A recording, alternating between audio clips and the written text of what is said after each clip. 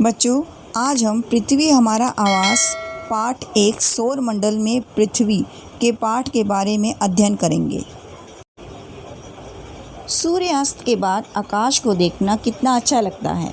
आसमान में पहले 1 या 2 चमकते बिंदु ही दिखते हैं, लेकिन बाद में इनकी संख्या काफ़ी बढ़ जाती है। आप उनकी गणना नहीं कर सकते। संपूर्ण आकाश छोटी छोटी चमकदार वस्तुओं से भर जाता है, जिनमें से कुछ चमकीले होते हैं और कुछ धुंधले।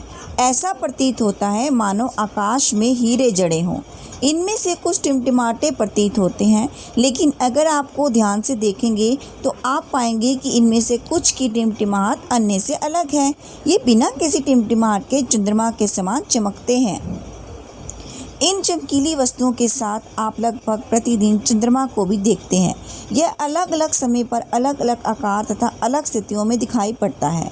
आप पूर्ण चंद्र को लगभग 1 महीने में एक बार देख सकते हैं। इस पूर्ण चंद्रमा वाली रात को पूर्णिमा होती है।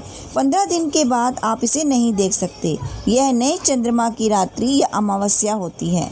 ऐसी रात में अगर आसमान साफ है तो आप आसमान का अवलोकन अच्छी तरह से कर सकते हैं। क्या आपको इस बात पर आश्चर्य नहीं होता कि हम दिन के समय चंद्रमा एवं इन सभी छोटी चमकीली वस्तुओं को क्यों नहीं देख पाते हैं? ऐसा इसलिए है क्योंकि सूर्य के अत्यधिक तेज प्रकाश के कारण रात के समय चमकने वाली वस्तुओं को हम दिन में नहीं देख पाते हैं।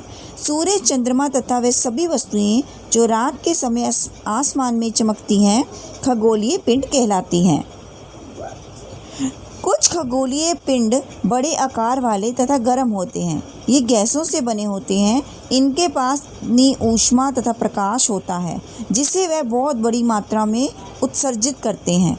इन खगोलीय पिंडों को तारा कहते हैं और इसका उदाहरण है सूर्य। सूर्य भी एक तारा है। रात के समय चमकते हुए अनगिनत तारे सूर्य के समान ही हैं, लेकिन हमसे बहुत अधिक दूर होने के कारण हम लोग उनकी ऊष्मा या प्रकाश को महसूस नहीं करते हैं तथा वह छोटे दिखाई पड़ते हैं। आप अपने अवश्य ध्यान दिया होगा कि कुछ दूरी से देखने पर सभी वस्तुएं छोटी दिखाई पड़ती हैं। अत्यधिक ऊंचाई पर उड़ रहा हवाई जहाज कितना छोटा दिखाई देता है। रात्रि के समय की ओर देखते समय आप तारों के विभिन्न समूहों द्वारा बनाई गई विविध आकृतियों को देख सकते हैं। ये नक्षत्र मंडल कहलाते हैं। अर्सा मेजर या बिग बियर इसी प्रकार का एक नक्षत्र मंडल है।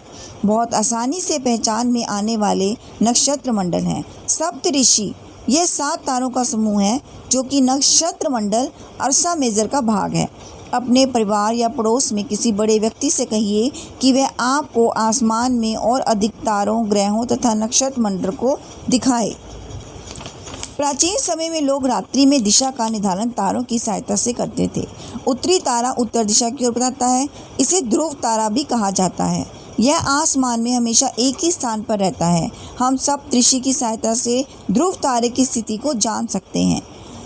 यदि सप्तऋषि मंडल के संकेतक तारों के आपस में मिलाते हुए एक काल्पनिक रेखा खींची जाए एवं उसे आगे की ओर बढ़ाया जाए तो यह ध्रुव तारे की ओर इंगित करेगी। कुछ खगोलीय पिंडों में अपना प्रकाश तथा ऊष्मा नहीं होती। वे तारों के प्रकाश से प्रकाशित होते हैं। ऐसे पिंड ग्रह कहलाते हैं।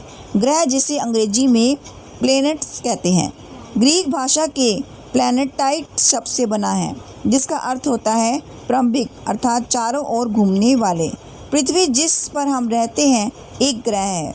यह अपना संपूर्ण प्रकाश एवं ऊष्मा सूर्य से प्राप्त करती है, जो पृथ्वी के सबसे नज़दीक का तारा है। पृथ्वी को बहुत अधिक दूरी से जैसे चंद्रमा से देखने पर यह चंद्रमा की तरह चमकती हुई प्रतीत होगी। आसमान में दिखने वाला चंद्रमा एक उपग्रह है।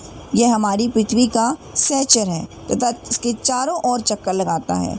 हमारी पृथ्वी के समान 7 अन्य ग्रह हैं जो सूर्य के प्रकाश एवं ऊष्मा प्राप्त करते हैं। उनमें से कुछ के पास आप अपने चंद्रमा भी हैं।